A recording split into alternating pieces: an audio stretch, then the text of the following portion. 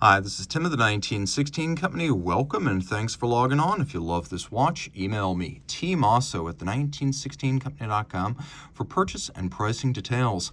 So, what did Gerald Genta do when he sold the last of his interest in the company bearing his name in the year 2000? Well, he sold the eponymous firm and he created another one using the first two of his names. Gerald Charles Genta created Gerald Charles, and following his death, business partners revived the name in 2020. The model you see here was the second take on the Gerald Charles Maestro revival. Using a case designed by Genta from 2006, the Maestro revived the brand, and then this, the Maestro 2.0 Ultra Thin, advanced the refinement of the machine within as well as the external design. So this is the Gerald Charles Maestro 2.0 Ultra Thin with emerald green dial in stainless steel. 2021 was the year this came out alongside a rose gold equivalent, and you can see the Genta inspired design here, relatively compact, 39 millimeters across. In terms of thickness, I measure 9.2 millimeters thick and 46.9 millimeters from lug tip to lug tip with a 22 millimeter spacing between the lugs. We'll throw the watch on my wrist, which is 16 centimeters circumference, and it wears quite nicely. It's not a tiny watch, but nor is it a large watch. I'd recommend it for a wrist as small as 14 centimeters circumference. Once again, for reference, mine is 16, and you can see how easily that would fit underneath a cuff. The case is designed by Genta to reference many of his inspirations, but particularly the lower portion of the dial and the watch, which trace each other's contours, inspired by actual architecture.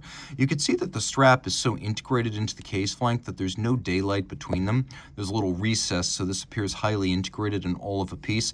Vulcanized rubber with a pyramid-style pattern, and then a company logo or monogram on the bottom. Very supple, very soft, very comfortable. It's paired with a simple matching steel pin buckle. There you can see the buckle is fit to the strap with a screw to just give it some extra visual interest. And then we have the company logo as well as a medley of brushed satin and polish here. It also echoes the design of the lower bezel of the watch. You can see screwed together with hardware, an interesting aesthetic. And then we have the sort of stacked look of these formed gadroons wrapping all the way around. And then we have multiple rows of pyramid knurling on the crown. You'll see the same pattern on the straps, so nice design parallelism there. Logo on the crown. You can see how the lugs are integrated into the case band with a nice sharp break between case and lug. All of this is polished, of course. Screw down crown, 100-meter water resistant. It is a true sports watch. Of course, steel, automatic, highly water resistant, and yes, it's fairly well loomed. You'll find no trouble reading the watch in the dark. Now we've got applique indices, and you'll notice that the design of the index, the primary index shape, matches that of the counterweight of the second stand as well as the hour and the minute hands here. A chemin de fer, outboard, or a railroad track for reading minutes and seconds. And then this is a green metallic sunburst dial that the company describes as emerald green. Courtesy of the underlying Valche VMF 302 movement, we have hacking seconds. We also have a quick set date, and it is a screw down crown, so just keep that in mind. Turning it all over, you can see that Valche caliber here using a custom rotor. This is the Maestro 2.0 Ultra Thin Gerald Charles.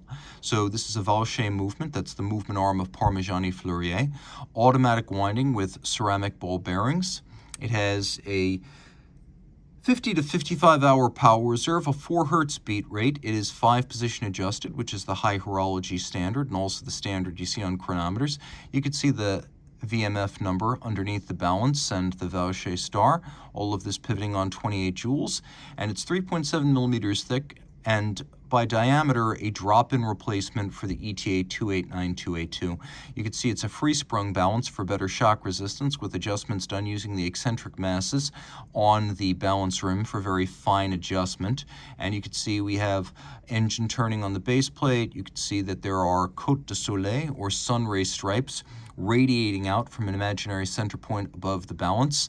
We have the own rotor featuring a combination of sun ray and media blast, and then sunburst over the ball bearing at center with snailing on the barrel cover and polished screw heads. It's a good looking movement and a horologically capable caliber, not truly skyscraping horlogerie, but a definite step up from the likes of Sellita and ETA in the movement stakes. If you love this watch, reach out to Team Mosso at the 1916company.com for purchase and pricing details.